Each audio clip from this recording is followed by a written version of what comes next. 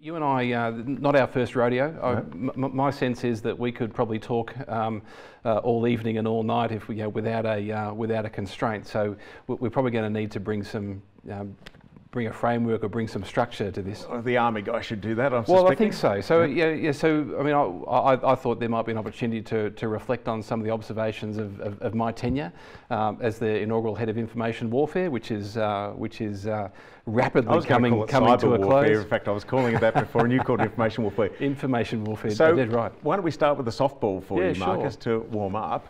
Can you reflect on the 3 years that you've been in this role? Well, firstly, it's closer to 4 years, but like maths isn't my strong suit. Who's counting? Yeah. Well, I mean, it's strange, and as I get towards the end of my tenure, you become quite reflective and a little bit introspective about it, and it's easy to forget just how far the ADF has come with the development of our cyber and information warfare capabilities. I mean, as I was reflecting, I was reminded that when we stood up the Information Warfare Division in July 2017, and even in the lead up to that, while I was doing all the preparation and planning for the stand-up, there were still people, senior people in defence, who thought that the ADF did not have a role to play in cyber. Now, unfortunately, most of those folk are either gone or been convinced that that they might have been wrong. And we've come a long way. I mean, aided of course by some fabulous leadership along the way. I mean, when I first came to the job, the then Chief of Defence Force, Air Chief Marshal Binskin, he grabbed me in and said, look, yep, you've got this broad portfolio across all of the information warfare capabilities. He said, but Thompson, he said, your main effort is cyber. Get the ADF going with cyber. And that's what we've done. And when you think back or fast forward now to some 3.5, 4 years later, when we've got organisations set up, we've got workforce development, we've got more workforce coming, we've got a training pipeline that is set, we've got range infrastructure, we've got trade and pay structures for all of our cyber specialists, and a whole lot more profile into the military cyber capability, which is just fabulous, and just now starting to get to the next steps for the ADF to recognise and treat cyber as a warfighting domain rather than a suite of capabilities, and to not take your eye off the ball here, and to keep cracking on and having everyone across the ADF interested in cyber and being active participants in the cyber warfighting domain. So I'm going to pick you up on this concept of a warfighting domain. Yeah. I've known you for long enough, and I still get confused by this. So you run the Information Warfare Division, and therefore you have cyber warriors that are part of that. I'm going to call them that. That's okay. Might not be a term you use, I don't know. But when you talk about it being a domain, you're talking about all aspects of the military being able to participate in an environment that is hostile from a cyber perspective. Absolutely, absolutely. So, and the what analogy. What does it look like, though? Well, let me start with an analogy, and then we can dive into some more detail with cyber. So the analogy that I like to use is the air domain. So the warfighting, the recognised doctrinal warfighting domains are land, sea, air, space. And cyberspace, a fifth domain, and it has different names around the world. Everyone we converge on the label, the fifth domain. In Australia, we call it the information and cyber domain. In the US and the UK, they call it the cyber domain. But we're talking the same thing. And the analogy that I like to use is the air domain. So the ADF, being a soldier. Well, but in a joint role, of course, and so having a perspective across the Australian Defence Force, Alastair, not just Army, as proud as I am of my Army heritage. The air domain includes capabilities and platforms from across the three services. So not every aircraft in the Australian Defence Force sits within the Royal Australian Air Force. There are helicopters in both the Army and the Navy. There are remotely piloted aircraft in both the Army and the Navy, and indeed the Air Force. The ADF has a suite of different aircraft that operate in the air domain, but they all have different roles and different missions for different tasks where they can use their different capabilities. And that's a measure of a domain. So that analogy of air, transposing that into into the cyber domain, is that every capability, each of the services needs to be thinking about operating in that domain, and surviving, fighting, and winning in that domain. And it's not to have competitions between the three services, and it's certainly not to undermine the outstanding capabilities that are resident within the Australian Signals Directorate, for example. But there are different requirements for different capabilities at different tasks and different missions in the conduct of warfare. Right. So, if we're in this cyber domain, it's a hostile cyber environment. Go back to your soldier heritage. Yeah. What does it look like from an army point of view, cyber, in a modern conflict? Well, so I talk about the absolute priority being the defence of our networks and mission systems. Now I talk about networks and mission systems in industry, as I'm sure that you're all over, and there'll be plenty of people tuned in. Will be all over. Industry will talk about IT and OT, information technology and operating technology. In the military, our operating technology are combat platforms. The inventory of the Australian Defence Force now includes digital, high-tech digital platforms that are combat ships, major fleet units in the Navy, that are fast jets in the Air Force, that are combat vehicles in the Army. So the latest batch of combat vehicles in the Army are digital platforms. They are extensions of the network. Now, so where I get concerned is, okay, they're digital platforms. So the first thing that happens, I'll stick with Army. So the first thing that happens when that vehicle pulls into a workshop is that someone is going to plug in an electronic device. And I wonder about what vulnerability that might introduce, what a malicious threat might be able to do with that opportunity, and we've got to be thinking about that from a self-protection, self-defence perspective, from a passive defence perspective, from an active defence perspective, and then of course we want to be thinking about it from an offensive perspective. Is that what vulnerabilities might an adversary have that we can exploit, that friendly forces can exploit during a conflict to generate an advantage? Because ultimately that's what we're looking for, is an advantage. And so that's the information warfare and the cyber warfare bit too, right? Well, it is. So I view. I like simple models. I mean, we've had a lot of these conversations before. I like simple models, and so my view of information warfare is that if you picture three intersecting circles, a Venn diagram, if you like, and the three intersecting circles are cyber warfare, electronic warfare, and good old-fashioned information operations. Now, cyber and electronic warfare exist on a spectrum. Electronic warfare, that's been around since Marconi invented the radio. But of course, these days, all of these radios, these wireless networks, these battle management systems, these mobile phones, and all these other electronic devices that permeate the battlefield, they're all digital. So they all have an IP address. They're all part of cyberspace. And so that, the difference is using the electromagnetic spectrum as a conduit rather than a cable with a port in the wall, for example. So they exist on a spectrum. Of course, information operations has been around since biblical times. There's nothing new in psychological operations. There's nothing new in deception. There's nothing new in using information to generate influence. What is relatively new is the conduct of those activities in and through cyberspace. And so some people talk about cyber-enabled information operations, but really we've grouped all of that doctrinally from an ADF perspective, from Australian Defence Force perspective. We've grouped that into a broader look at information warfare, with obviously the cyber part being a subset of it.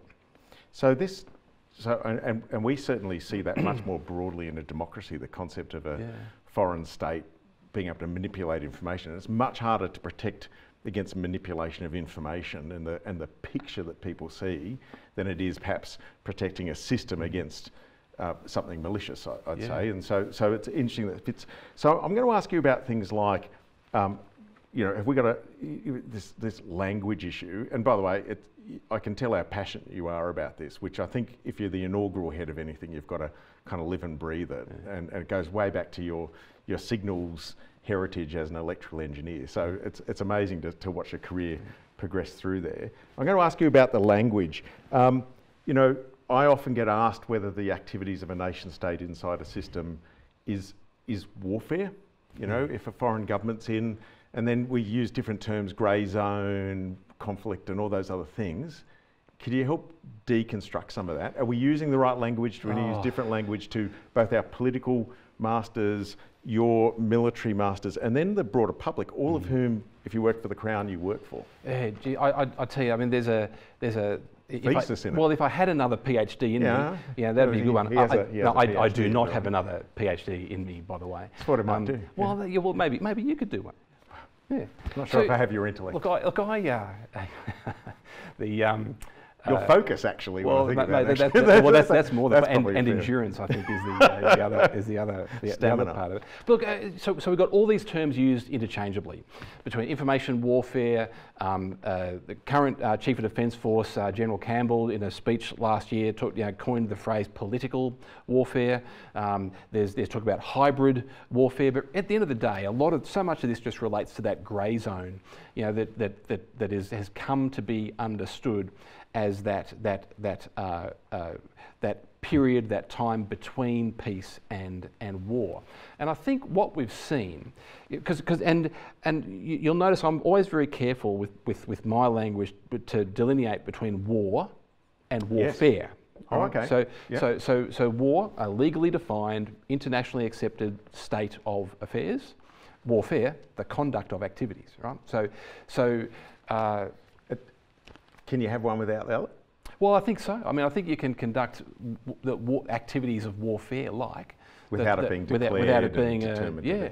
without being in that legal state of. So, are we seeing cyber warfare? Look, I have. You don't have to answer. Yeah, well, I'm going to ask you whether you think it's in a minute. But I mean, this is about you, Marcus. I have. Well, no, it's about us. I have varying views on this, and I do flip flop a little, because at my heart, in my heart of hearts, I actually don't think there's any such thing as information warfare, cyber warfare, hybrid warfare. Just as there is to talk about jungle warfare or sea warfare or air warfare sorry, sea war, jungle war is not particularly helpful. It's just war, right? Yep. And are we at war? No, we're not at war. We're not at war. That's a legally defined state of affairs. But are there grey zone activities going on? Well, I think there's enough being reported in the media now to suggest that is probably the case. But I mean, you're asking me all the questions. What do you think? It was a cunning ploy on my part. I mean, do you think that cyber warfare is a thing, and that there might be instances of it going on at the moment? So I would say that we haven't driven cost into the operations of criminals nor nation states. And when you don't create consequences and cost, other nation states that we're going to be competing with, and there's nothing wrong with competing, right? I mean, states have always done that. And criminals, they're more egregious, of course, just by the nature of who they are. They go up to the edge of what they can get away with. Yeah. And so you're right, it's certainly not cyber war. I mean, we're not talking about war or cyber war, but you are talking about states and criminals being very adventurous in ways that you would expect nations to start pushing back on. And I think we've seen a bit of that. I think on the 20th of June this year, when the Prime Minister stood up and talked about a sophisticated state-based actor, unnamed, and everyone always wants to guess and name and whatever, that's fine. But just a Prime Minister standing up and doing that on the 20th of June this year was something that you wouldn't have seen 4 or 5 years ago. So in the time that I was in government and the time that you've been in this role, there's been I don't know whether I'm answering your question, a massive maturation in terms of getting the political class engaged. In your case, the military leadership, to their credit. I'm going to say I think they all need to go further, because this is something where, when a nation may not block a port these days, you know, not do a sort of, you know, an actual sort of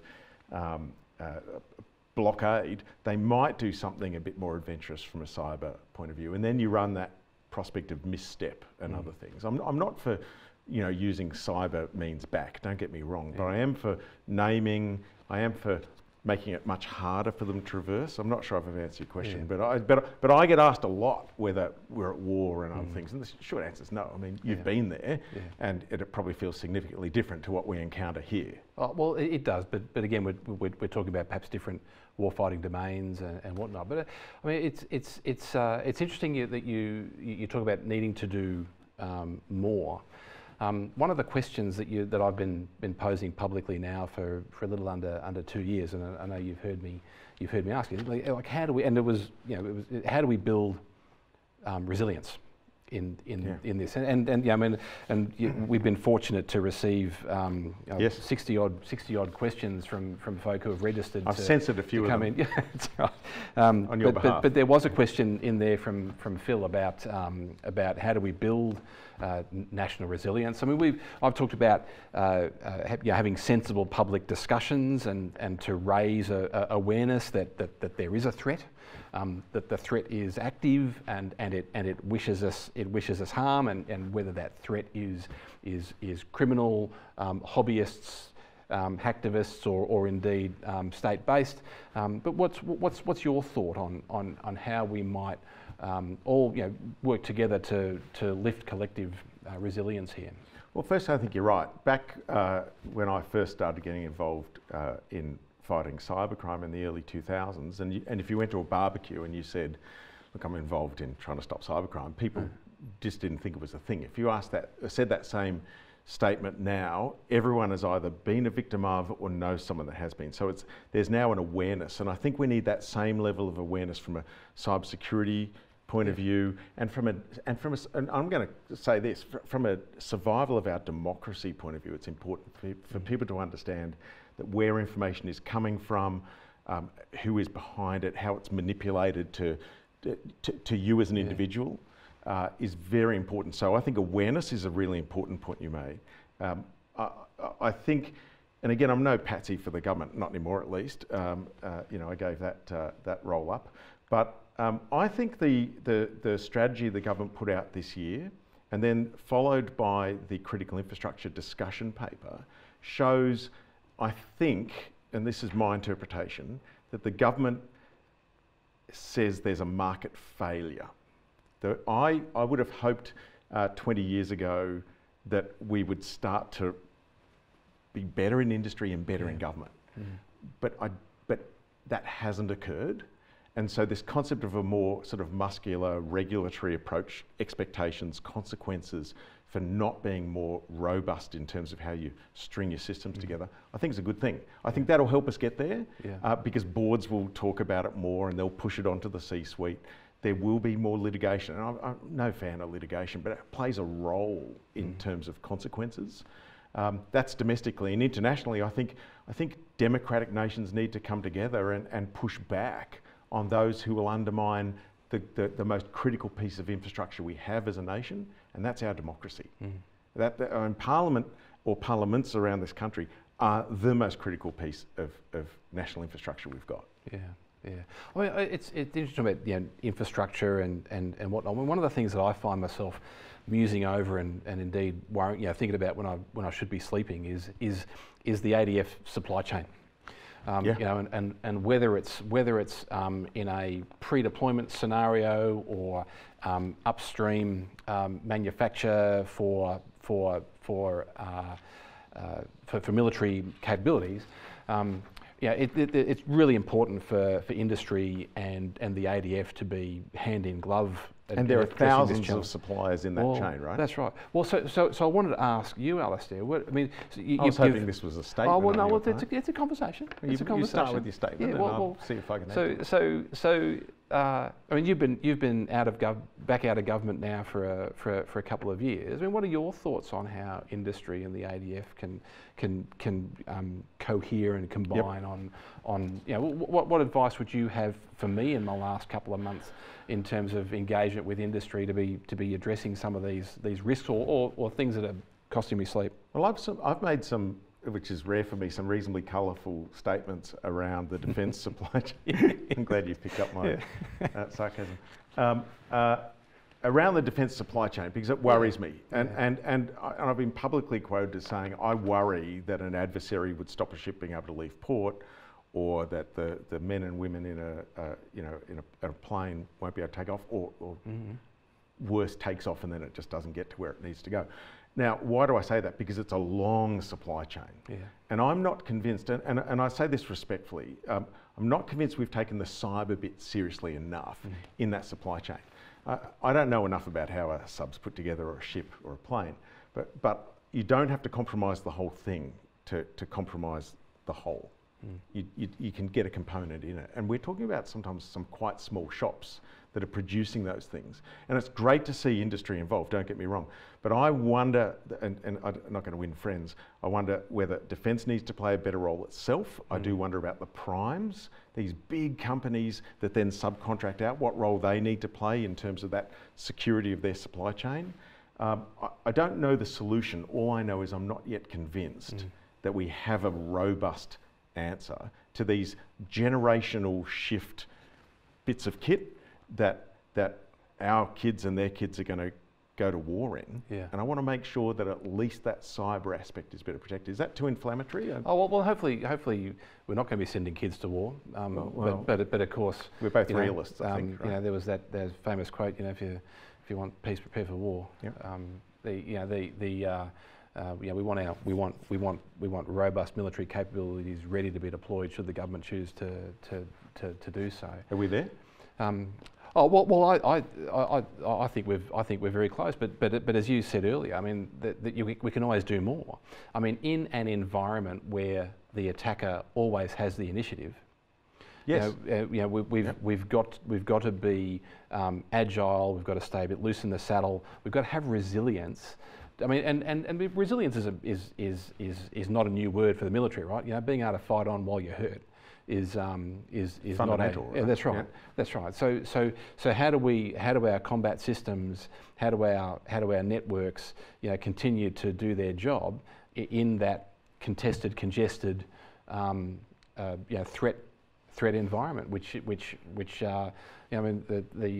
When General Campbell was talking about political warfare last year, he said, he paraphrased a quote, you might not be interested in political warfare. Political warfare is interested in you. I mean, we as a modern military have no choice but to be interested in the cyber domain, to not have any interest in, to not posture, to not be prepared to fight in that domain, is to cede that domain to an adversary. And quite frankly, that's not how you generate an advantage. Right. No, so you didn't answer the question, but that's okay. But I know you've tried, and it's always easy to say we could be more secure, but you were talking about the attacker's advantage. It's the defender's dilemma too, right? Yeah, that's right. You've got to be successful every attempt. Whereas the attacker's only got to be right. Successful once. That's right. And that's a conundrum. In fact, I work in cybersecurity, as do you, as well as you work in other parts of it. I don't think cybersecurity is the right phrase. Yeah. To me, it's cyber risk resilience, and it's a much less sexy term. Can I use that phrase? It's too late. You did now. I did. Yeah. I didn't swear. No. But it's a much less sexy term. But that's really what it is, right? Because to your point about having to fight on, you've got to accept loss with connected systems. Yeah. Well, and this is why I've been at pains for some years now to delineate and differentiate between security and resilience, between cybersecurity and cyber resilience. Because security, I view, security as a binary construct. Yes, you're on or off. Yeah, that's right. Yep. You're secure, you're not. I mean, you can't be partially secure. That would be insecure, right? Yep. Security can be incredibly strong, but it can also be brittle. So what happens when security fails? That's where resilience is important. Resilience, of course, can exist on a scale that we can choose what level of resilience we might want, depending on our level of investment, the operational situation at the time, and all of the other risks that leaders need to consider. And so that's why, I mean, I talk about security and resilience, but I always emphasise resilience. Do you think that's fair? I think it's vital. Hey, can I flip this a bit? Yeah. We always read about there not being enough cyber people, right? Cyber warriors, defenders in the private sector or in other parts of government. The first conversation I can remember having with you was in my office when I was at PM&C, 2017. Yeah, I remember that. And we were talking about forming, I think I had a more grand name for it, some national cyber academy. But you're building it. Can you talk to me about what you're building, what your plans are for making more cyber competent military people? Yeah, sure. So Defence White Paper 16 set us on government set defence on a path to grow an additional 900 members of the ADF for cyber, some intel, and some electronic warfare capabilities. Majority is cyber. So we've been on this path for a little while, and in fact, White Paper 16 told us to get there by 2030. We will. Yeah, sorry, I know. That's a long time. Yeah. So you've accelerated that's right. So that was one of the first things that when we stood up the division and said, hey, look, this is just not going to cut the mustard. So in fact, we will achieve that white paper end state at some stage in about 18 months' time, at current rates of effort, and indeed the recently released FSP for structure plan 20 told us to go again. Government told us to go again. So we will just continue through that milestone. So what the big advantage that we have in the Australian Defence Force is that first and foremost, we are a training organisation. I mean, you take a person off the street and convert them into something. We've got a CORE core skill in exactly that, and training, giving people the skills we need to do the job that we give them. So we've applied that generic training skill to the development of our training pipeline. Now, sure, we needed some help as we got going, and we're very grateful to our American colleagues for helping us just get the ball rolling. But I can tell you, Alastair, that as at this coming January, our training pipeline is sovereign. It is entirely Australian. A lot of military specific training, but also some Australian industry contributing to that pipeline. Now, importantly, it's not just about the geeks with their fingers on keyboards sitting in the corners of dark rooms. I mean, this conversation invariably conjures up that image, right? Hoodies and that's right. But you guys wear hoodies? Not during duty hours. I can imagine you in one. Yeah, no. But of course, as you well know, there are a suite of additional skill sets that contribute to this capability. It needs legal specialists. We need intelligence analysts. We need targeteers. We need psychologists. We need anthropologists. And so actually, as a quick aside, I mean, I talk a lot. I mean, and there's an engineer, right? Talking. I think that STEM, science, technology, engineering, maths. Look, I'm an arts graduate, but I know what STEM is. But you'll like what I'm about to say. I prefer STEAM, where the A is arts, as in the humanities, because we need those additional skills to contribute to a complete capability. And so we've got that entire training pipeline. Is that so? You're going to take non-cyber warriors, non-people inside the information warfare division and bits of in the other services, and give them a general education on matters cyber? So in the fullness of time, absolutely, because commanders and planners need to understand. Need an understanding of that, as well as, you know, like say an intelligence analyst. The core skill, the CORE core skill there is analysis. So we're not going to try and teach a cyber specialist how to be an intelligence analyst. We'll take an intelligence analyst and teach them a bit of cyber. Teach them cyber, for example. So I'm going to ask you two questions to help you out. One is, how much is enough? And if you can't answer that because the government tells you how many, that's fine. I'll accept it as an answer. And then, will we be able to stand on our own in a conflict, in a cyber conflict, as a nation? Yeah, no, cracking questions. I mean, let me start with the second question first. The ADF does not fight on its own. Okay. The ADF has never fought on its own. The ADF has always fought with allies, with partners, in an interagency context, in a whole of government setting. I mean, that's what the ADF has always done. I mean, forever's a long time, but I imagine the ADF will always, you know, hopefully we've got a friend. Well, that's right. Well, but you know, and so we don't fight on our own. You know, the Five Eyes relationships, you know, remain close and important, as well as other relationships, you know, in our region and elsewhere in the world. I mean, I you know, most recent tour of Afghanistan, which was a few years ago now.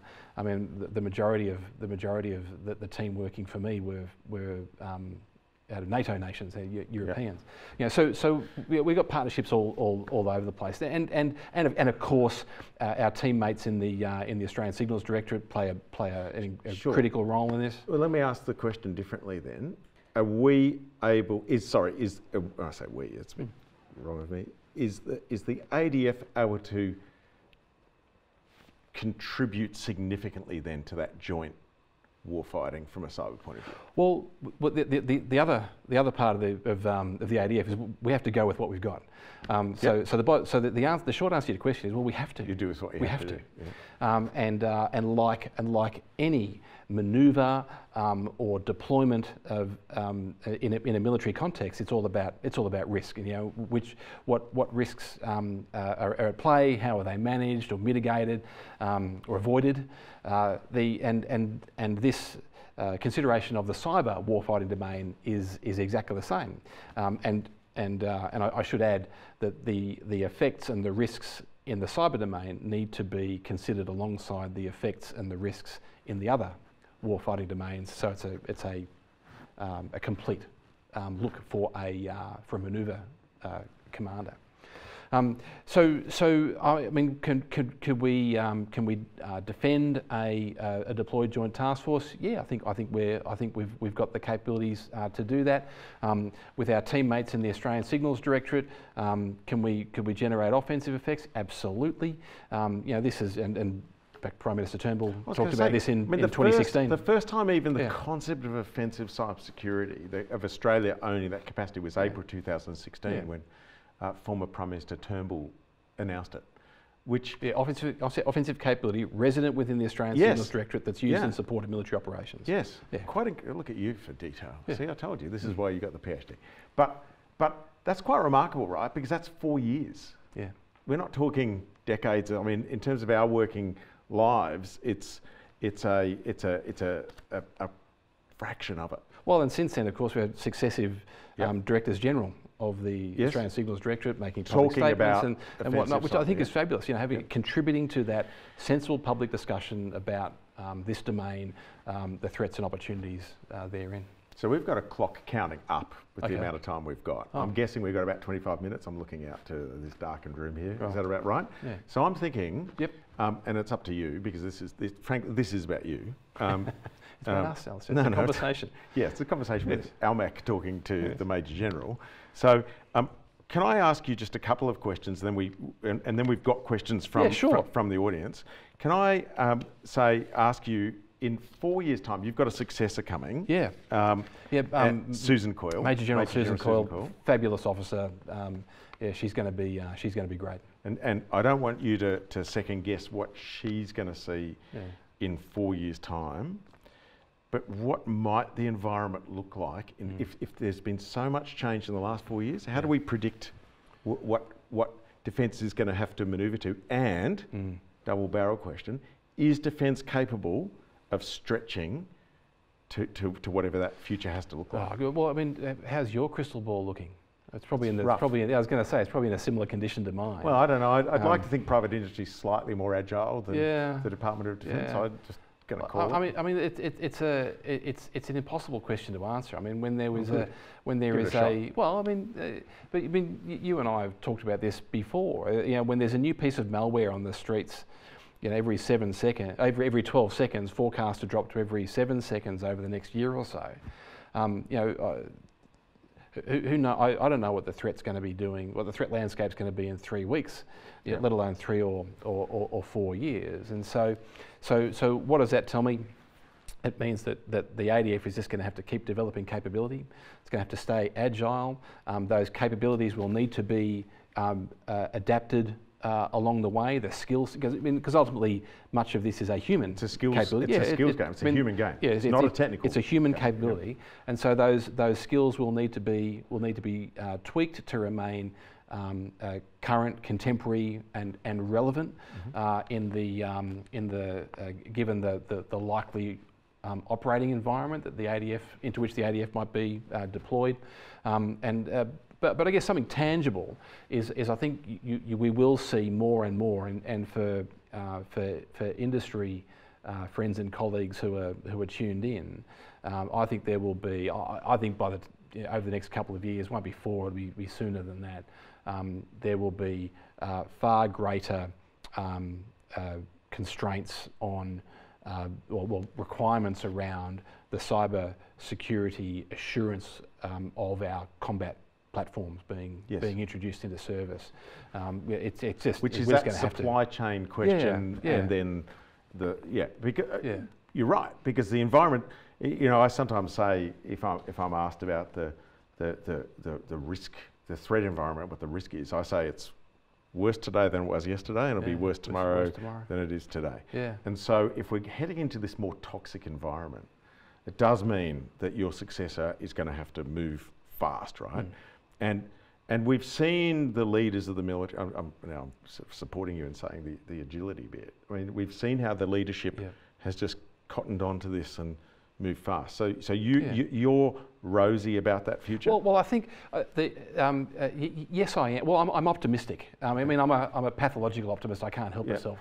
But perhaps more so than the agile senior leadership, it's the agility of the juniors that gives me the confidence here. I mean, these young men and women are. I mean, I love every engagement with them. I always come away energised and inspired.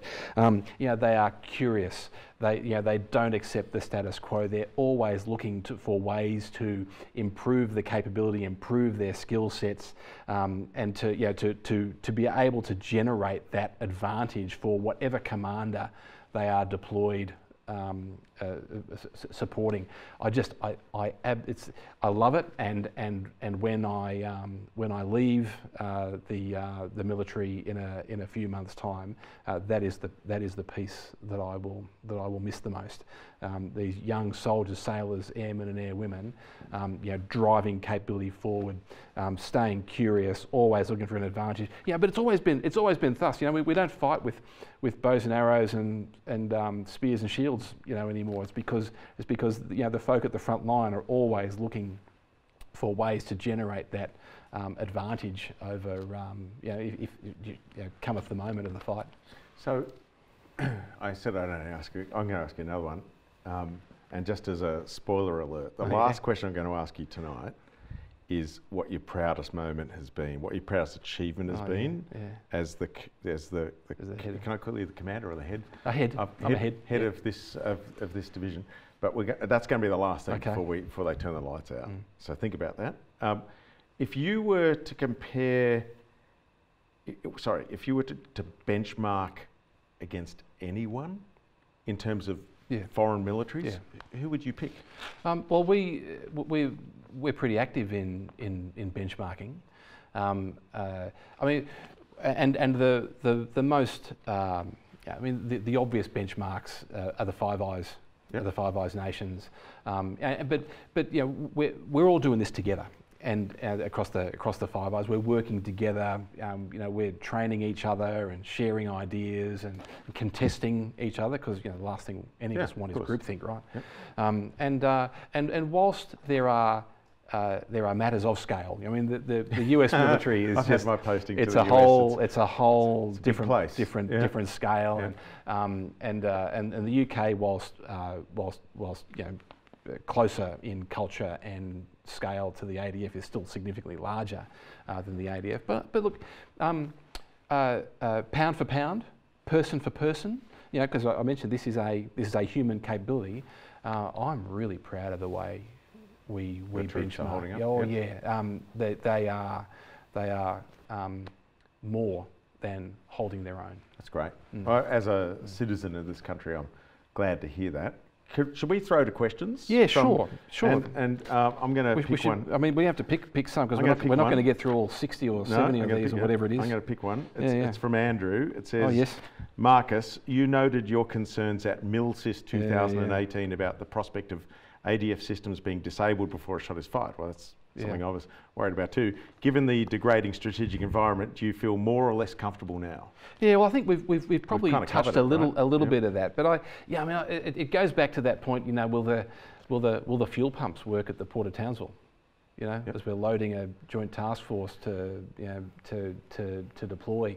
You know, that's something we've got to be thinking about. And of course, that fuel pump is civilian infrastructure. You know, ADF has no authority, jurisdiction, you know, to be doing anything there. I mean, it's something that I look at and think, yeah, right, that's a risk. So more or less comfortable. We need to be thinking about. Oh, I mean, I Answer Andrew's question. I am. I'm advocating for him. Oh, look, if you're going to make me, you're going to hold me to something. Plus or minus. Look, I'm going to go neweutral. I think. Oh my God, that's such a cop-out. Hey, the people are laughing over it. No, I think we've still got a bit more to do there. I agree. Because if you ask me the same question, I'd give the same answer. Right. So we're both being too political, which is good.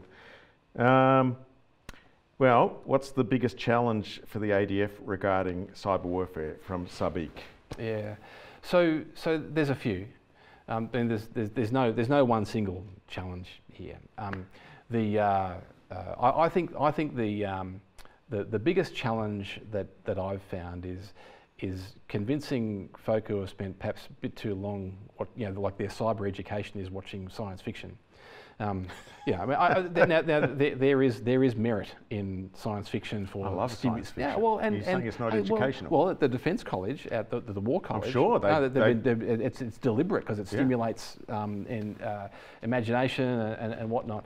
But we're not going to. One of the challenges I've found is I'll share two challenges. Yep. First is convincing combat officers that we're not going to win the next war exclusively, but by only operating in cyberspace. Yep. You know, that cyber effects in and of themselves are not likely to be decisive. Cyber effects will be at their very best when they are fully integrated with other military kinetic and non-kinetic effects. Well, it's about combined arms. It's about the concentration of effects. I mean, Napoleon talked about. He described a principle of war being the concentration of mass. Who am I to dispute Napoleon?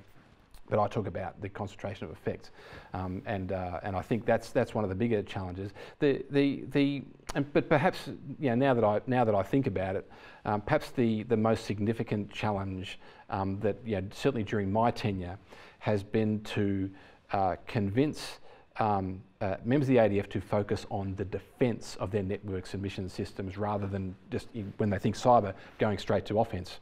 Because as you know, I mean, defence is not only the most pressing priority given the operating environment. It is the harder effect to achieve. And it's frankly the less fun bit. Well, I do it, right? Yeah. But it's just not the bit that people think is sexy. But you got to do it.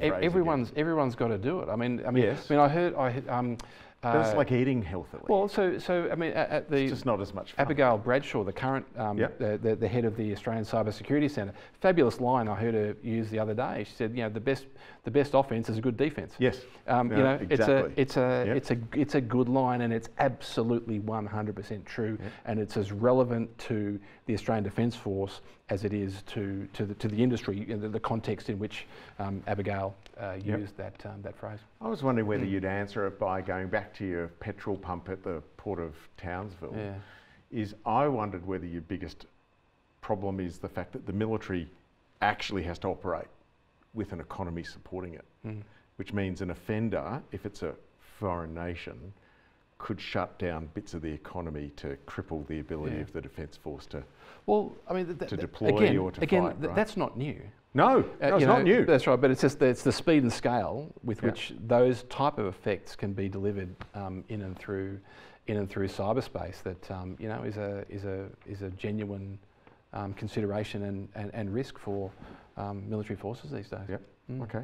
Should we pick another question? Yeah, sure. Do you want to pick one? Because I feel like I'm stealing all the questions. Well. I mean, you mentioned earlier as long as it's an easy one. But you did mention earlier the national cybersecurity strategy. You know, so what are your? What I mean, do you think we got the priorities right?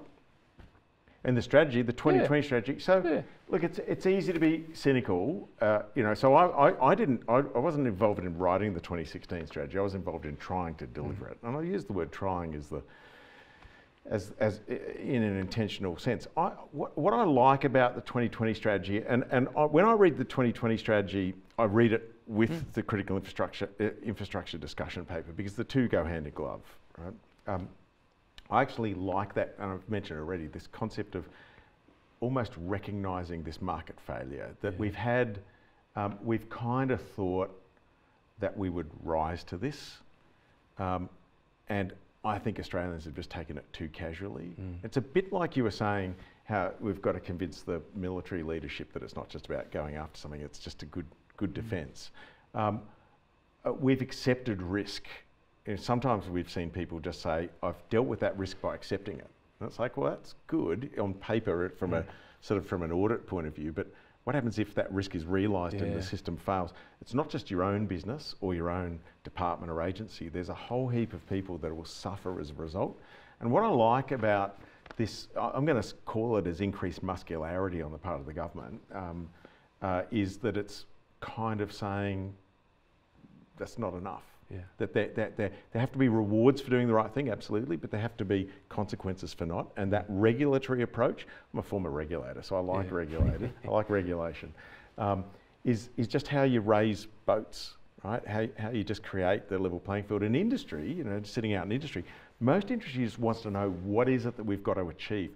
My only fear with it is we get into that mentality of compliance, and I think.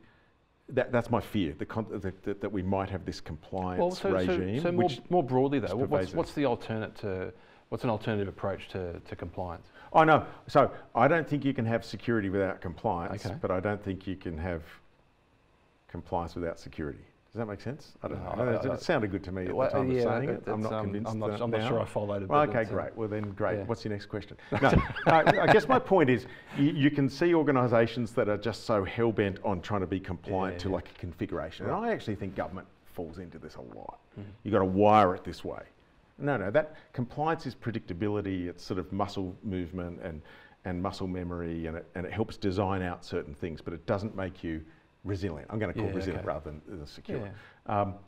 Whereas you can't be anarchic and create security. So you've got to have some compliance. Does that make, with some sort of make sense to you? With some sort of risk management overlay. Just cut it now. Yeah, just go.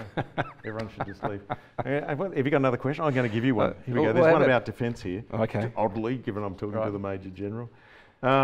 What does the future? So this is from David. That's a pretty rare name. So David, I'm going to ask you a question. What does the future of the cyber force in the joint domain look like? Can it continue to be fractured? So that's an emotive statement. Under the 3 and ASD, or do you see a more purple approach? I mean, Yeah, That's okay. a provocative question. Yeah, well, it is. David, It is. No, good on you, David. I mean, that sounds a lot like a loaded question to me. David has an agenda. I was going to say I'm tipping David's from somewhere in defence. Look, like I was saying earlier, I mean, if we're truly treating cyberspace as a warfighting domain, then everyone has a role to play. Yeah, and Navy will need cyber specialists, Army needs cyber specialists, Air Force needs cyber specialists. We need cyber specialists to be looking at joint systems, not just the single server systems. And of course, we need to be continuing to invest ADF workforce into the critical ASD mission. So I mean, is it shows you we're not censoring. Look, it's not fractured. Look, that said, one of the analogies. I mean, I love simple models and analogies, right? I mean, you might have got that impression from talking to me once or twice. I like tortured analogies myself, so you can go with these simple ones. So one of my favourite analogies here, well, at least for cyberspace, is that of fires. Okay. Yeah, in the presence of an indirect fires threat, we don our personal protective equipment, body armour and whatnot. We spread out to minimise any impact. We're always looking for places to dive for cover if we have incoming. And then we're putting up the concrete barriers around our forward operating bases or our mounting bases or whatnot. But then, of course, we don't sit there waiting for missiles and rockets to come over the top. We analyse known launch sites and we patrol those launch sites with the rules of engagement that allows us to protect ourselves and those it's our duty to protect. And, of course, on the offensive side, we've got the ability to deliver our own fires effect. And that's where, when you're thinking through treating cyber as a domain, all of that needs to be addressed from a cyber perspective. So it's not fractured, but it also needs to be coordinated, and that's and that's something that I think that whilst we are closer to the start of this journey in the development of ADF capability than we are to the end of the capability, that is definitely on the list of things to do. Okay, so I reckon, and I was going to accuse you of not answering David's question, but it was, I like how you're tied, you're tortured. I'm going to call it a tortured analogy right at the end. We've got time for two questions. I'm going to ask them both. Okay, Yeah? that's very gracious of you. Play hungry hippos with no questions. This one's a bit provocative as well from, is it Reuven? Reuven, R-O-U-V-E-N. Reuven, that's a rarer name. Apologies if we're not pronouncing that correctly. Sorry, if you were here in the audience, we could ask, but COVID has made sure that can't happen. Yeah. How can the ADF bridge a cyber skill shortage? So we've already talked about your development and compete with the private sector, considering many young professionals are headhunted into private industry. You're welcome. Look, that's right. Can you produce some more? Thank you, CyberCX. We like them. It's a cracking question, and it's a question I'm asked frequently, and it's a topic that I dwell on routinely. So first things first is we have now established within the Australian Defence Force career structures, training regimes. Which is no mean feat. You've even got classes of people, trade professions. So it was the middle of last year, middle of 2019, the organisation that agrees all that, the Defence Force Remuneration Tribunal, they agreed to a proposal for us that aligned training regimes, career models and pay structures for cyber specialists across the Navy, the Army, and the Air Force. The fractured identical three. Well, and this is the channeling point. David. Thank you, David. Did I get you off topic? No, David should send me an email just so I know he is. I bet you won't. Could be a nom de plume. Correct. And that is the first time in the history of the Australian Defence Force that we've achieved that for a joint capability to have that alignment of which is an across the three services. So what that means from a retention perspective is we've now got these career structures in which we can manage our specialists. The other part of it is that under a personnel policy, an ADF personnel policy we have called the total workforce model, it is much easier for our people to move in and out of full-time service. Okay. And so if Corporal Thompson decides that he's got an itch he wants to scratch, outside the army, then there's an opportunity to do that, but just as easy to come straight back. And so we've created a suite of reserve structures and reserve positions to accommodate that, and several big industry players with whom we've been talking have actually changed their personnel policies to provide additional annual leave for reserve service. Maybe CyberCX could consider that. I'm going to debate you on the whole reserve thing at some later stage, because if there was a big conflict, they're going to need to be defending the systems. But that's the next cyber conversation, possibly. Yeah. So there's a lot we've got going on, and also from a reserve perspective, the three service chiefs have agreed on a case-by-case basis to maybe waive some of those traditional entry standards. Because some of these folk, I don't need them to run up and down steep hills in the middle of the night carrying a machine gun. Some of them enjoy doing it, Alastair. Yep. But I don't need all of them to be able to do that. I'm going to also say that in government, I never saw it as a they win, we lose situation. I saw it as it can be win-win, not just because they get experience and move in and out. I think that's fantastic, by the way. Government once, and I presume the military was worse, was very binary. If you've left us, you've left us. So I like the sort of people moving in and out. Well, I don't mind admitting it's been a bit of a personal journey for me, because certainly as a more junior officer, I certainly came from that. Why would you want to leave? Or you've left us, so you're dead to me. Yeah, I was never like that. You weren't? Okay. But it was still, that's disappointing, as opposed to, just don't burn your bridges on the way out. Right. Always welcome back. So I like that. And by the way, industry benefits. I mean, the military does have that role of churning out well-educated, trained people into civilian roles. So that's a nation-building capability. I'm going to ask you the last question, because I want to be respectful of people's time too tonight. Is as you finish your tenure, and it has been a pretty remarkable one, the inaugural head. It's been a wild ride. What single proudest moment? Oh, there's so many. I got an awesome team, Alastair, that have been, some of whom have been with me for this entire. In fact, some of them came into the role with me 4 years ago. Been with me before that, and just some super men and women, at my back, and in some cases in front of me. There's so many. And I mentioned that my main effort, my assigned main effort, my stipulated main effort was the development of our cyber capability, and that's come ahead in leaps and bounds. I think if you held me to one, it is the opportunity that my team has created for careers in cyber for young soldiers, sailors, airmen and airwomen. It's a beautiful thing. We've got all these people who want to work in the capability. We've got a capability need, and for that to be cohered and actually stood up to a point where it's got profile, it's got priority, it's got resources flowing into it, and the opportunity that provides for those young Australians to in their preferred career path to contribute to the joint force from a military perspective is I'm really proud of that.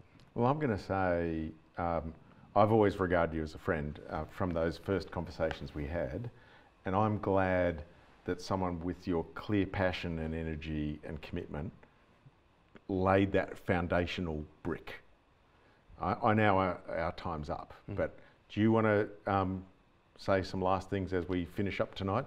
Oh, no, because Alastair, it's not about me. It's never been about me. But I'm going to dispute it. The person who heads it matters, and the amount of energy. Yeah, a commander, a leader is only as good as the team, and it would be disingenuous of me to take credit as an individual. We've come a long way. There is a long way to go. The capability isn't good enough. It'll never be good enough. If a soldier, sailor, airman, airwoman is not complaining about some part of the capability, I'm looking, what's going on. I used to joke that if a soldier wasn't complaining about their boots, you know, I'd wonder what was going on. You know, these young Australians will keep pushing, driving, make it better, make it better, make it better. And Major General Susan Coyle is the right person coming in at the right time, a fresh set of eyes. The organisation's ready for a fresh set of eyes after 4 years of Thompson, and I'm absolutely optimistic for what the team will be able to, and the broader team across the ADF and our teammates, and what will be able to be achieved going forward from here. Well, thanks, Marcus. I don't know how we're meant to end this. Oh, well, I think just say, are you going to end it? Thanks for I appreciate it. great to see you. Great to have a conversation with you, and here at UNSW Canberra Cyber, and it's fabulous of Nigel Fair and the team here to have hosted this. You know, it's an important part of a conversation, sensible public conversations about this domain, and good of you to give up your time today. So thank you, mate. I can't think of a nicer guy to have spent the evening with. So thank you. Thanks everyone for being online. If COVID wasn't here, we'd be doing it here at UNSW Canberra and the Adf campus. I've got that in because we're on Adf. Here we are. So thanks very much. Thanks for joining us.